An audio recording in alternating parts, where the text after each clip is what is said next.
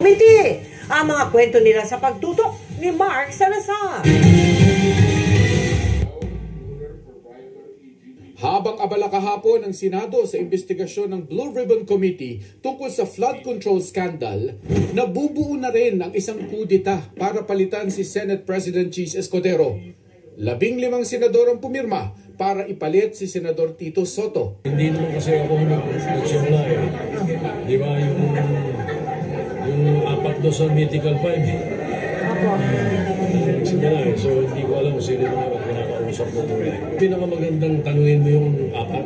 Yung Senator Lacson, Regarda, Zubiri, and Hontiveros. Si Senador Ping Lacson ang nagkwento kung gaano kabilis nila nabuo ang 15 bagong mayorya. Nag-start lang yan, I think, unang pulong namin 5, Friday, nagbibilang-bilang, tapos Saturday, Sunday, yan. Hanggang Monday ng umaga. Nung suficiente na, nagpirma na, merong draft resolution. Ang palitan ng baton ay nangyari muna ng informal at closed door. Noong umaga, bago magsesyon, pinuntahan na namin si Senate President Cheese at nakakabagbag naman ng loob na he was very, very gracious. Ang sabi ko nga, statesman par excellence, yung naging demeanor, yung naging reception sa amin ni Senate President Cheese. At sinadjust ko pa na baka naman pwedeng para lang sa solidarity ng ating Senado, baka pwedeng siya na yung mag-administer ng oath kay bagong Senate President. Sabi niya, walang problema. Una niya tinanong eh, so how do you want to do this? Sabi ko, it's up to you. Sabi ko, how would you prefer to do it? Sabi niya, let's do it by acclamation and declare the position of Senate President Bingham. Sabi ni Senador J.V. Ejercito, isa siya sa mga huling kinausap para imbitahan sa bagong mayorya. May mga nag-usap din kami ng kasama natin. In particular, kami ni Senator, nag-usap kami kagabi kung anong gagawin namin. Kasi may mga kumuusap din naman sa amin na we cannot reveal na. There's a name. Sa pagbabago ng Senate Presidency, magbabago rin ang liderato ng Senado. Magiging Senate President pro tempore na si Lacson, kapalit ni Jinggoy Estrada. Majority Leader na si Senator Mig Zubiri, kapalit ni Joel Villanueva.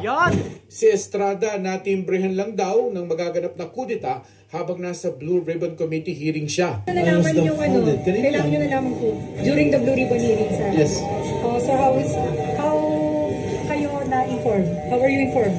Well, I talked to SP Cheese, what's happening, because I've read in social media na may mga rigudon nga mangyayari sa Senate. So, I was surprised. But it happens. Wala tayong magagawa. They have the numbers. So, congratulations. Sa pagpalit ng Ago sa Senado, naiwan ng tinaguriang The Duterte Block. Nalito nga kami ni na Bato, nalito rin kami ni na Bongo. Ano ba nangyayari pa rin si Senator Robin na patakbo yata kay SP Cheese? Nagkakalituhan bakit yung Duterte Block na out kami? Maiiwan din ng Duterte Block sa pilian ng komite. Halimbawa, ang Senate Blue Ribbon Committee mula kay Marcoleta, ililipat na kay Lacson. Wala pang umaamin ang dahilan kung bakit pinatalsik si Escudero. Bago nito'y nauungkat ang pagiging top contributor ng isang contractor sa kanyang kampanya noong 2022. Kasama ba ang flood control issue kaya bababa siya? Hindi naman siguro. Ito yung talagang a few weeks back pinag-uusapan na rin ng mga kasama namin eh. Ayoko nang pag-usapan yung dahilan kasi ayaw na rin nating magkaroon pa ng sakitan o sama ng loob. Yan naman normal naman yan sa Senate tsaka sa House yung palitan. Siyam na senador na hindi nag-sign sa resolution para maging Senate President si Soto ang bubuo ng minority group.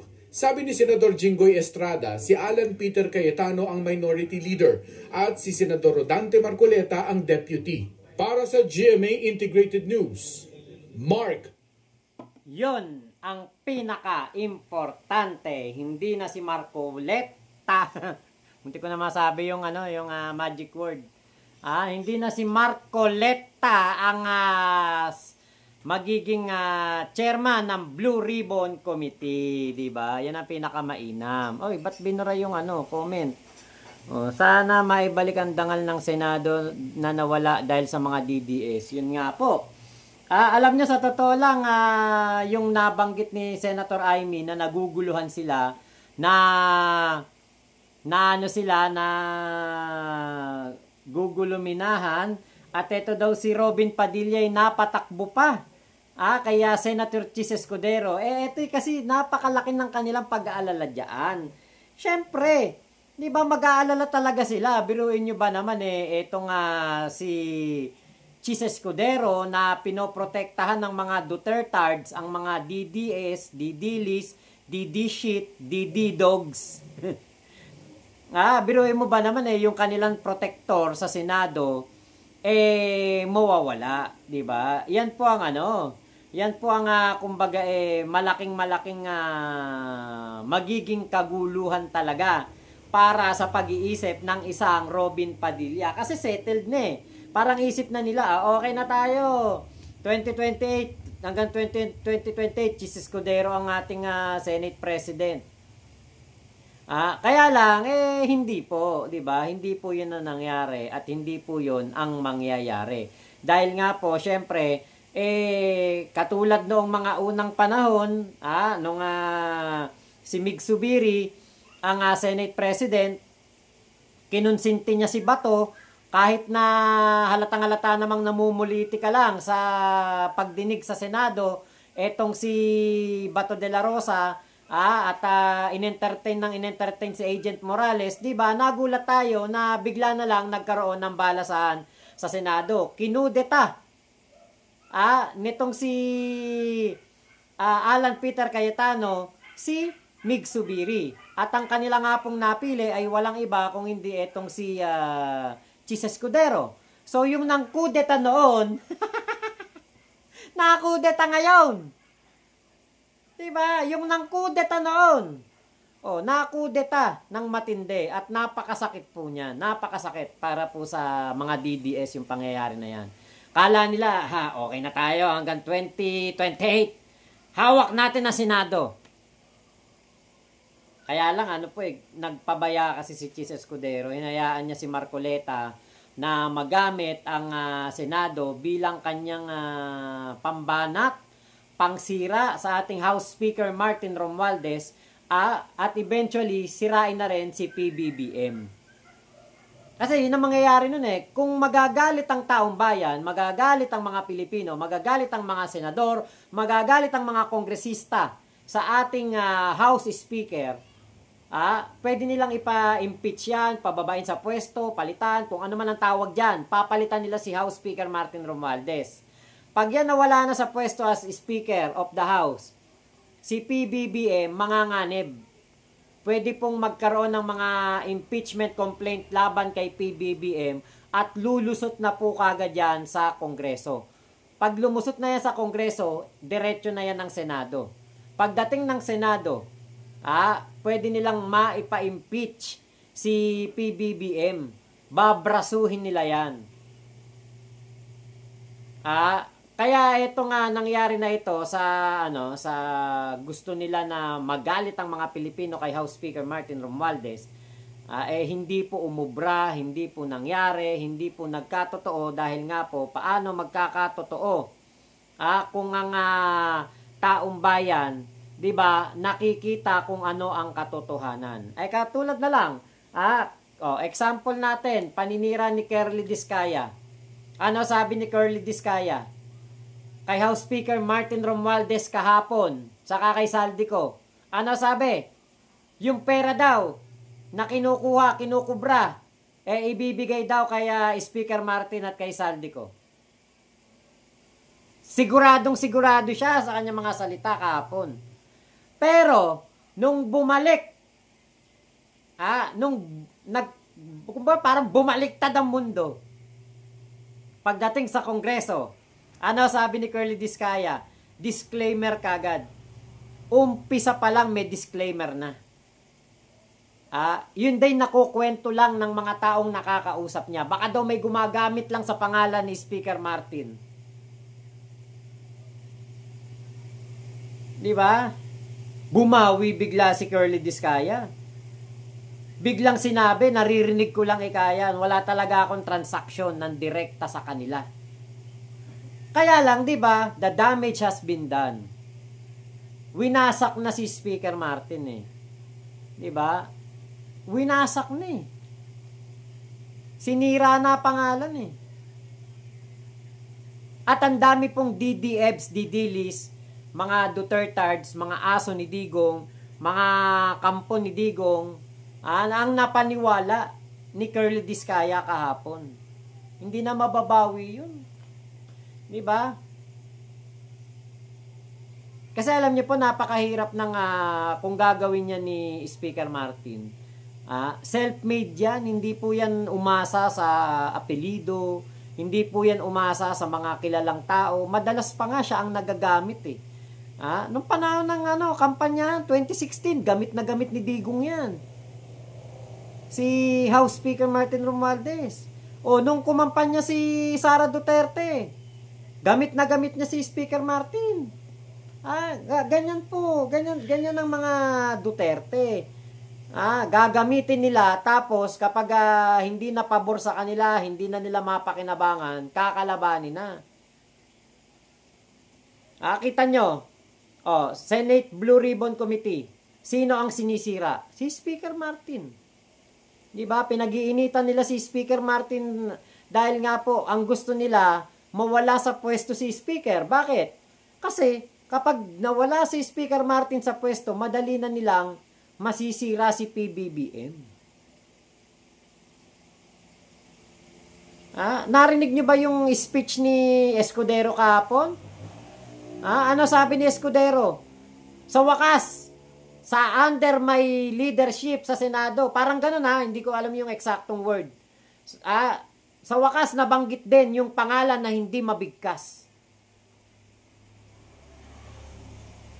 Diba? Nabanggit na daw yung pangalan ni Speaker Martin Romualdez. Gigil na gigil sila kay Speaker Martin. Wala namang pangarap yung tao na kumandidatong presidente. Hindi katulad ni Sara Duterte na nangangampanya na nga ngayon eh. Nangangampanya sa dahig. Nangangampanya sa Kuwait, nangangampanya sa Japan, sa Australia. Libot ng libot kung saan-saan kasi kailangan na po nilang mauna. Mahirap ang laban nila. Kailangan nila magpaawa. Ngayon, napakalaking dagok para sa kanila na maging minority lamang ang Dutertards sa Senado. Napakalaking dagok ito sa kanila. Lalo pa darating ang 2028 election. Sira na ang pangarap ni Sara Duterte maging presidente. Pwedeng itong nangyari na balasahan sa Senado na ito. Ito na ang maging simula ng pagkasira talaga ni Sara Duterte. Alam niyo po kung bakit? Wala nang poprotekta sa kanila. Hindi na sila mapoprotekta ni Marcoleta. Aasahan natin sa susunod na Blue Ribbon Committee hearing. May iba na ang tema. Hindi katulad nung panahon ni Marcoleta, protektado si Digong. Pag nabanggit ni Tito Sen,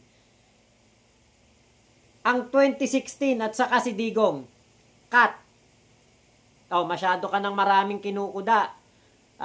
Tig 5 minutes lang. Hayaan mo naman yung iba makapagtanong. Di ba? Ganyan sila.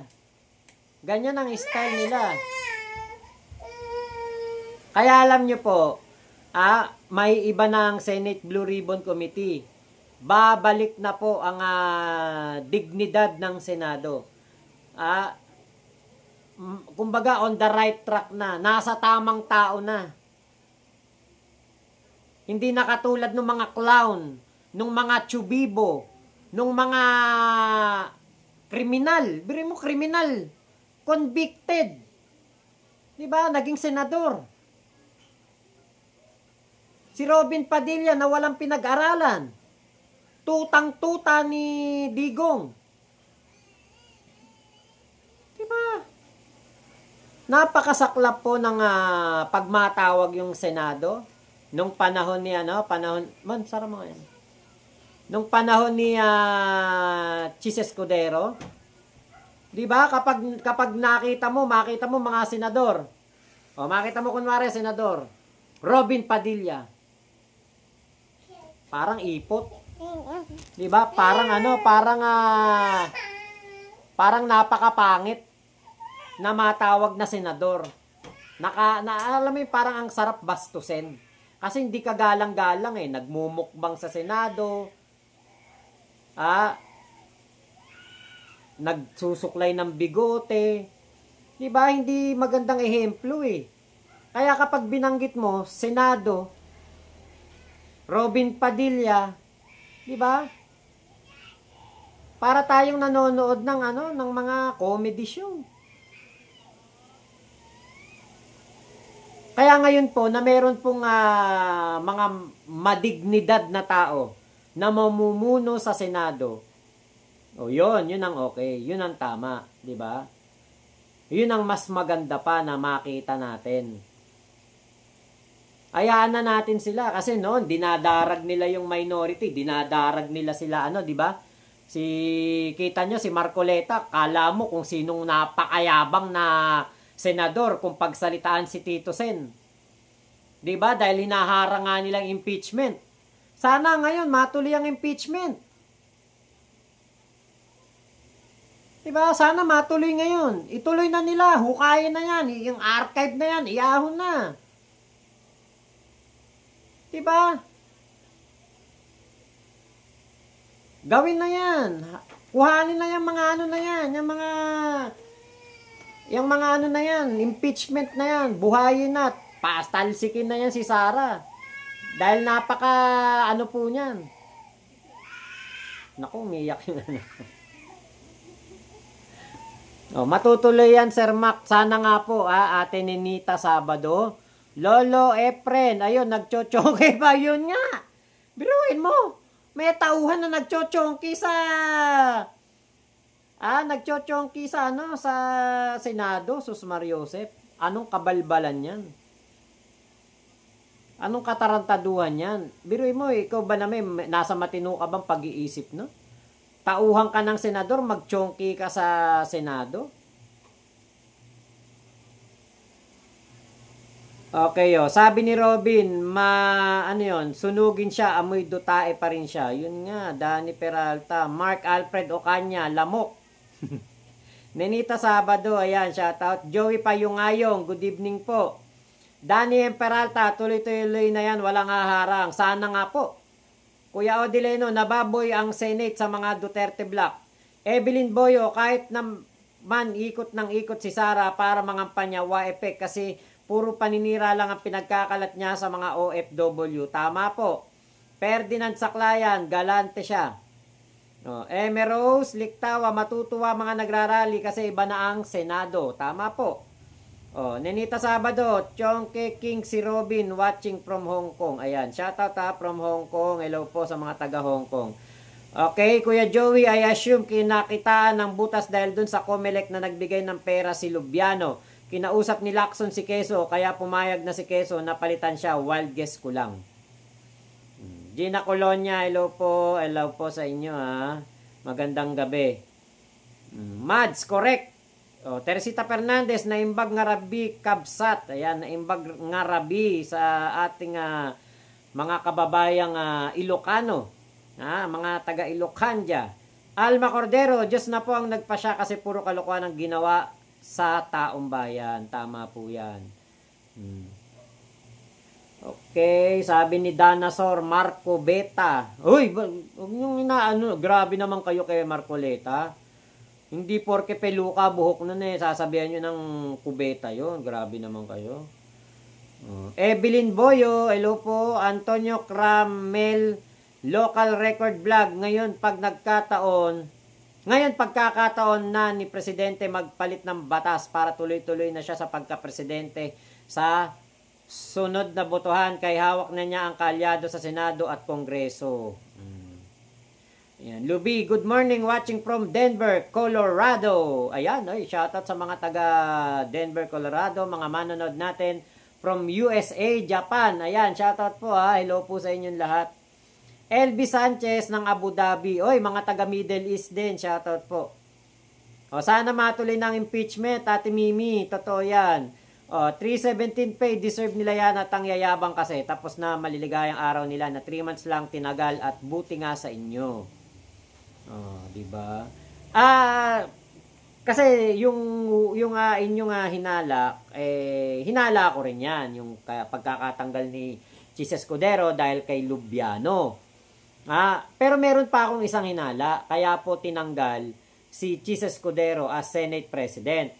Pwede rin na si Chis Escudero po, kaya napilitan sila natanggalin dahil nakikita ng majority ng mga senador na ginagamit lamang ng mga maka-Duterte ang Senado para sirain, manira, mamulitika sa kanilang mga kalaban. Diba? Kita nyo, etong si Marcoleta. Hearing ng hearing, pero hindi po nababanggit ang mga pagnanakaw na ginawa ni Digong sa gobyerno. Panahon ni Digong, hindi po binabanggit ang mga katiwalian sa DPWH. Never niyang binanggit yan. Pinoprotektahan niya ang mga Duterte. 51 billion ni Pulong, hindi man lang mabanggit. Si Lubiano nakatunganga. Nakakukuya-kuya-kuy lang doon sa Senado. Hindi man lang matanong. Diba?